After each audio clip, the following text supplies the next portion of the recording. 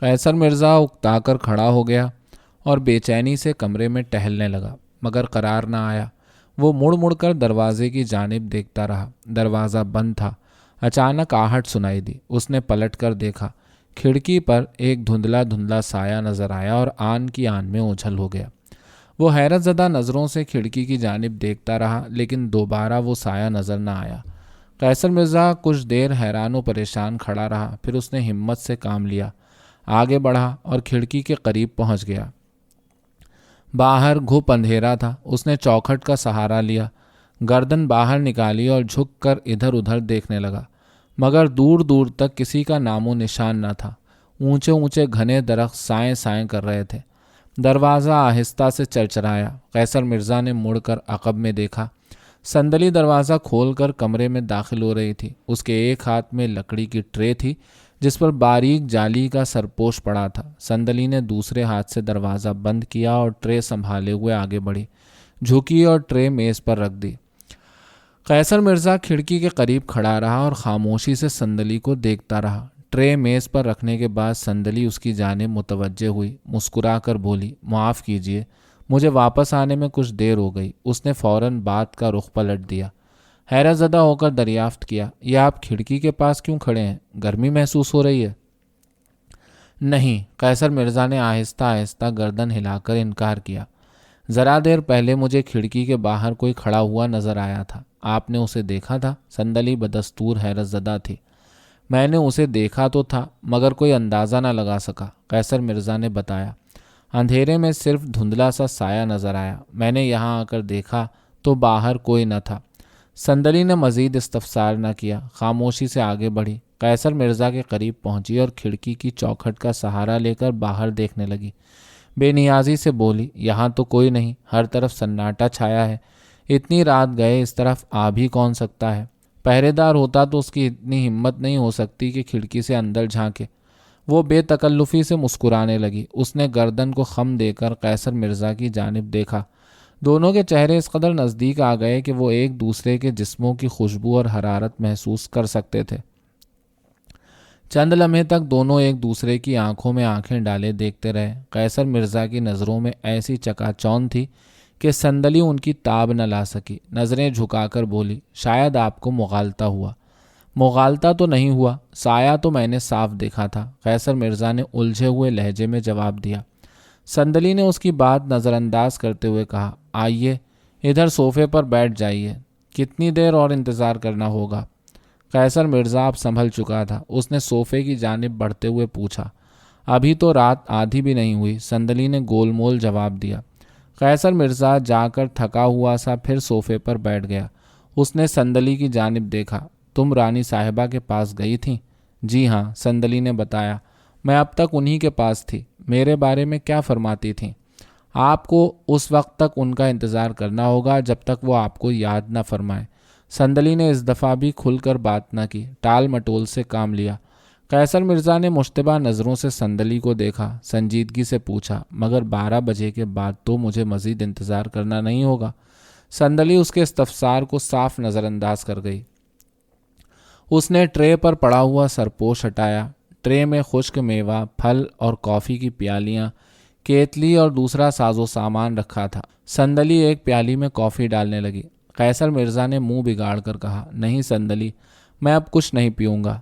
آپ اس کے پینے سے اتنا گھبرا کیوں رہے ہیں؟ صندلی نے کافی انڈیل کر دودھ ڈالا، شکر ملائی اور پیالی بڑھا کر بولی، دیکھیے انکار نہ کیجیے، اس کے پینے سے آپ تازگی اور سکون محسوس کریں گے۔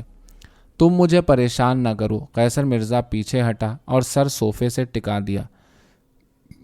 میرے سر میں پہلے ہی ہلکا ہلکا درد ہے، اسے پی کر نہ جانے اور کیا حال ہو جائے۔ سر درد کے لیے تو یہ دے رہی ہوں، صندلی کھل کر مسکرائی، اسے پی کر تو دیکھیے، طبیعت کیسی بشاش ہو جائے گی۔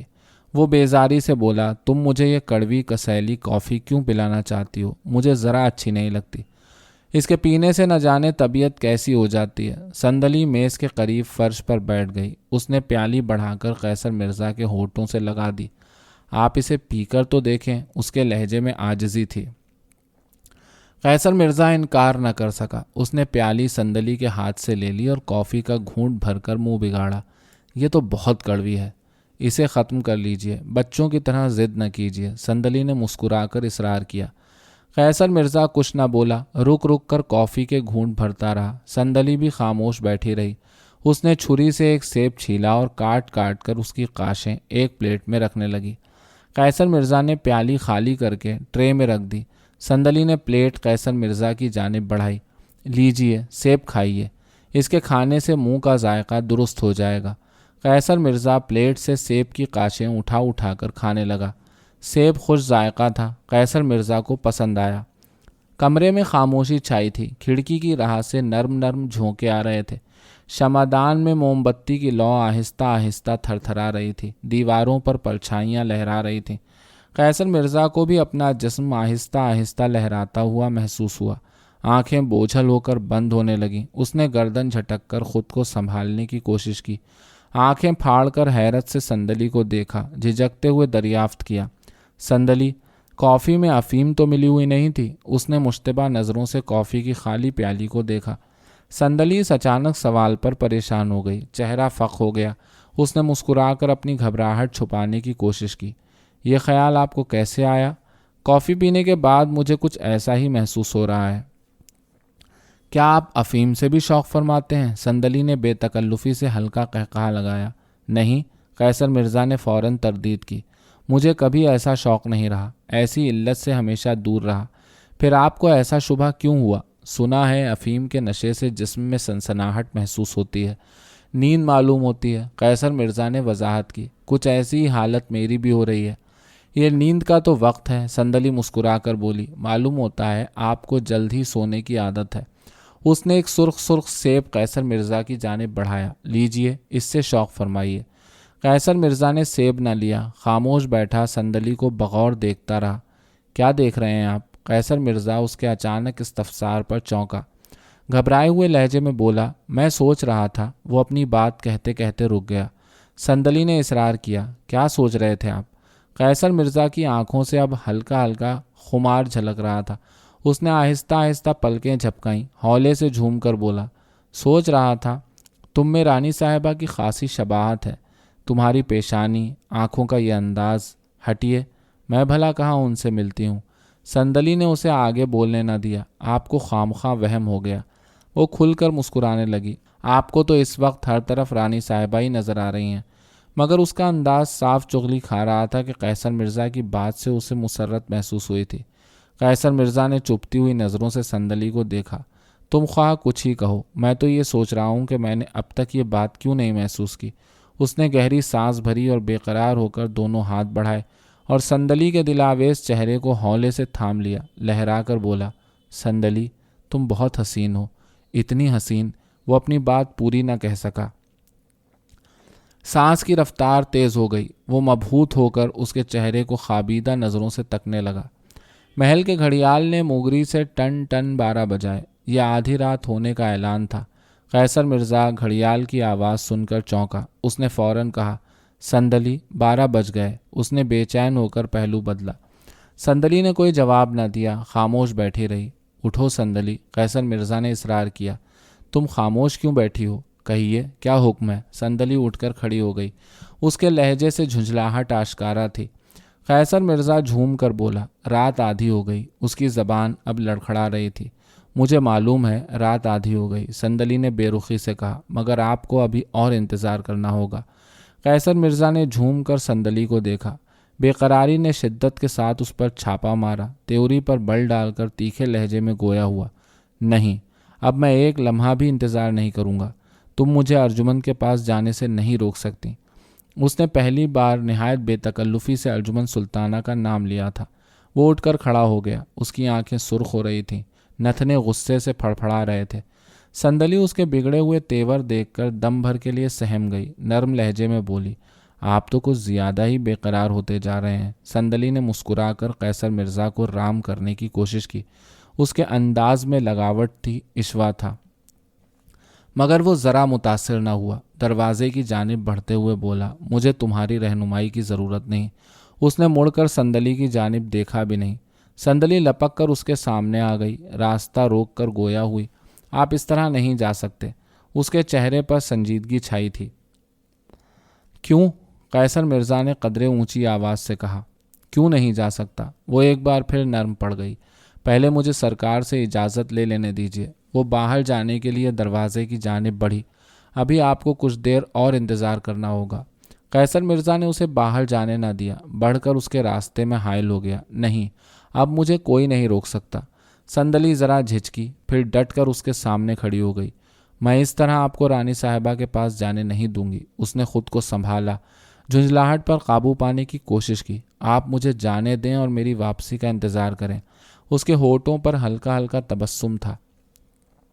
آپ کو زیادہ انتظار نہیں کرنا پڑے گا، میں جلد ہی واپس آ جاؤں گی۔ میری مجبوری سمجھنے کی کوشش کریں۔ اس کے لہجے میں عاجزی تھی۔ قیصر مرزا بجائے نرم پڑنے کے اور مشتعل ہو گیا۔ ہٹ جاؤ میرے راستے سے۔ وہ آگے بڑھا۔ نہیں، صندلی نے برجستہ جواب دیا۔ وہ اس کے روبرو جم کر کھڑی ہو گئی۔ آپ نہیں جا سکتے۔ قیصر مرزا نے لہرا کر قہرآلود نظروں سے صندلی کی جانب دیکھا۔ تم بھول رہی ہو کہ تم ارجمن سلطانہ کی ایک معمولی خادمہ ہو۔ اس نے حقارت سے منہ بگاڑا اور پاگلوں کی طرح جھپٹ کر اس کی گردن اپنی سخت انگلیوں سے دبوچ لی۔ صندلی نے گھبرا کر اپنی گردن چھڑانے کی کوشش کی۔ قیصر مرزا نے انگلیوں کے شکنجے کو اور کسا۔ خوف اور تکلیف سے صندلی کی آنکھیں پھیل گئیں۔ اس نے منہ پھاڑ کر چیخنے کی کوشش کی، مگر آواز نہ نکلی۔ قیصر مرزا نے اس پر ذرا ترس نہ کھایا، اپنی گرفت مضبوط کی اور اس زور سے دھکا دیا کہ وہ دیوار سے ٹکرا کر گری اور دور تک لڑھکتی چلی گئی۔ صندلی نے اف تک نہ کی، آنکھیں بند کیے فرش پر پڑی رہی۔ وہ رک رک کر سانس لے رہی تھی۔ وہ اس وقت لاش کی مانند بے جان نظر آ رہی تھی۔ قیصر مرزا نے بڑھ کر دروازہ کھولا اور کمرے سے باہر چلا گیا۔ غلام گردش میں گہرا سناٹا تھا، آس پاس کوئی نہ تھا۔ وہ لڑکھڑاتے قدموں سے آگے بڑھا، ارجمن سلطانہ کی خوابگاہ کے سامنے پہنچ کر رک گیا۔ دروازہ بند تھا۔ وہ ذرا دیر تک خاموش کھڑا ہانپنے کے سے انداز میں گہری گہری سانسیں بھرتا رہا۔ جب ذرا قرار آیا تو اس نے دستک دینے کے لیے دروازے پر جھجکتے ہوئے ہاتھ رکھا، لیکن ہاتھ رکھتے ہی دروازہ آہستہ سے چرچرایا اور ایک پٹ ذرا سا کھل گیا، مگر وہ اندر نہ گیا۔ دروازے کے سامنے تذبذب کے عالم میں کھڑا رہا اور سوچتا رہا کہ اسے کمرے میں جانا چاہیے یا نہیں۔ خدشہ یہ تھا کہ بلا اجازت اندر جانے پر ارجمن سلطانہ خفگی کا اظہار نہ کریں۔ اسے رہ رہ کر صندلی یاد آ رہی تھی جو اسے روکنے پر بضد تھی۔ وہ کوئی فیصلہ نہ کر سکا، گمسم کھڑا رہا۔ کمرے میں سکوت طاری تھا۔ اسی اثنا میں قدموں کی آہٹ ابھری۔ قیصر مرزا چاپ سن کر گھبرا گیا۔ اس نے پلٹ کر دیکھا۔ غلام گردش ہنوز سنسان تھی، لیکن چاپ دم بدم قریب آتی جا رہی تھی۔ قیصر مرزا کی گھبراہٹ برابر بڑھتی جا رہی تھی۔ پھر ایک لمحہ ایسا آیا کہ وہ آگے بڑھا اور کمرے میں داخل ہو گیا۔ دیوار گیریوں سے گہری سرخ روشنی پھوٹ رہی تھی۔ در و دیوار پر گویا شعلے دہک رہے تھے۔ فضا میں تیز خوشبو رچی ہوئی تھی۔ خوابگاہ کا ماحول نہایت ہیجان انگیز تھا۔ قیصر مرزا نے آہستہ سے پردہ سرکایا اور ٹھٹک کر رہ گیا۔ کمرے میں گہری خاموشی چھائی تھی۔ قیصر مرزا دہلیز کے پاس کھڑا تھا۔ اس نے دیکھا رانی حیدر گڑھ سرخ بانات کی ایک چوڑی چکلی کرسی پر خاموش بیٹھی تھی۔ ان کے عین مقابل قد آدم آئینہ تھا جس میں ان کے نصف چہرے کی ہلکی سی جھلک نظر آ رہی تھی۔ قیصر مرزا چند لمحے سہما ہوا کھڑا رہا، پھر اس نے قدم بڑھایا اور آہستہ آہستہ ارجمن سلطانہ کی جانب بڑھنے لگا، لیکن وہ بدستور خاموش بیٹھی رہیں۔ انہوں نے مڑ کر قیصر مرزا کی جانب نہ دیکھا۔ اب وہ سرخ کے بجائے سیاہ لباس پہنے ہوئے تھیں۔ قیصر مرزا ان کے عقب میں جا کر کھڑا ہو گیا۔ اس نے جھجکتے ہوئے نظریں اٹھائیں، ان کو نظر بھر کر دیکھا اور اس طرح چونک پڑا جیسے بچھو نے ڈنک مار دیا ہو۔ ان کے بال خوب سیاہ اور چمکدار تھے، خوشبو سے مہک رہے تھے، مگر غور سے دیکھنے پر صاف اندازہ ہوتا تھا کہ بالوں کو خضاب لگا کر سیاہ کیا گیا تھا۔ عمدہ میک اپ کے باوجود آنکھوں کے حلقوں کے نیچے ہلکی ہلکی جھریاں صاف نظر آتی تھیں۔ وہ ٹکٹکی باندھے بجھی بجھی نظروں سے ارجمن سلطانہ کو دیکھتا رہا۔ اس کی سانس کی رفتار سست پڑ گئی تھی۔ وہ اس وقت کچھ ایسے عالم میں تھا کہ نہ حیرت تھی، نہ استعجاب، نہ دکھ کی خلش تھی، نہ زخم کی کسک، نہ کوئی پشیمانی تھی، نہ جھنجھلاہٹ۔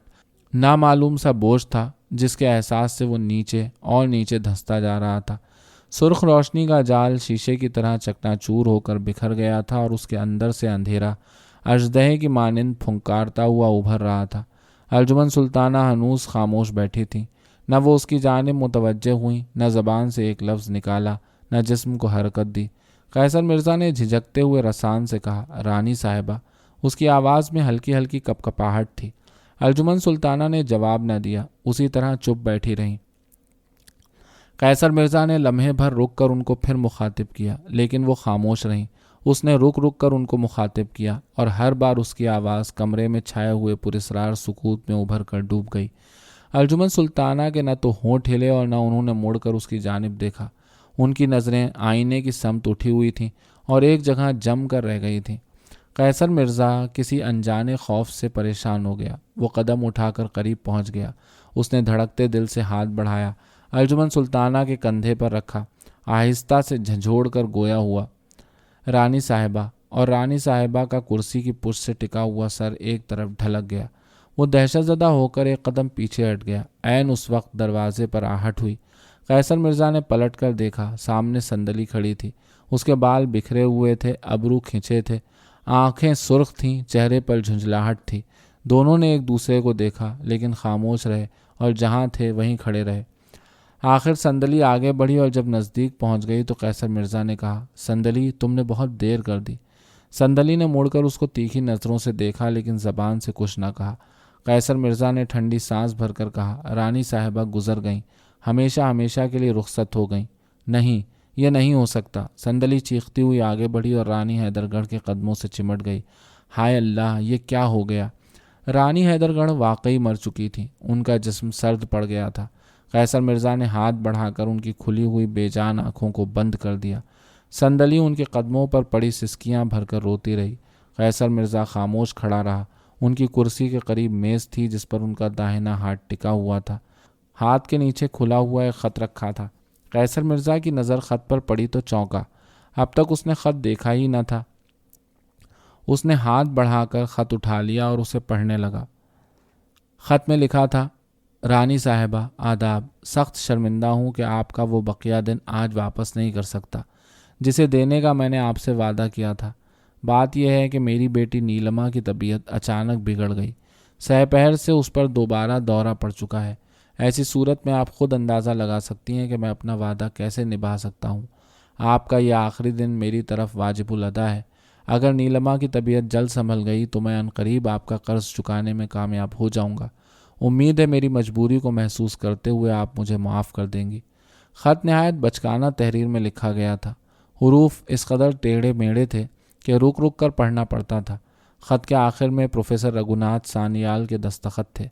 قیصر مرزا خط ہاتھ میں لیے حسرت انگیز نظروں سے رانی حیدر گڑھ کو دیکھتا رہا، جن کی لاش ابھی تک کرسی پر پڑی تھی۔ صندلی ان کے قدموں میں بیٹھی زارو قطار رو رہی تھی۔ اس کی سسکیاں وقفے وقفے سے کمرے کی خاموشی میں ابھر رہی تھیں۔